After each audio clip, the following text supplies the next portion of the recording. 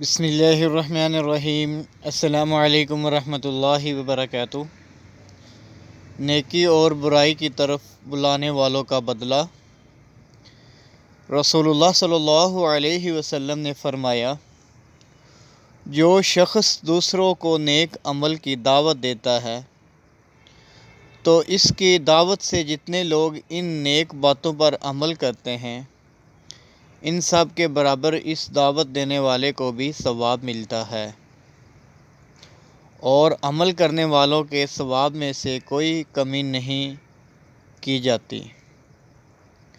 اور جو کسی گمراہی و ضلالت کی طرف بلاتا ہے تو جتنے لوگ اس کے بلانے سے اس پر عمل کرتے ہیں ان سب کے برابر اس کو گناہ ہوتا ہے، اور ان کے گناہوں میں کوئی کمی نہیں ہوتی۔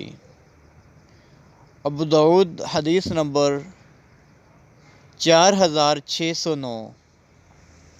مزید اسلامک ویڈیوز کے لیے ہمارا یوٹیوب چینل وزٹ کریں۔ حافظ عبدالقیوم مسلم کے نام سے ہے۔ جزاک اللہ خیرہ۔ السلام علیکم ورحمۃ اللہ وبرکاتہ۔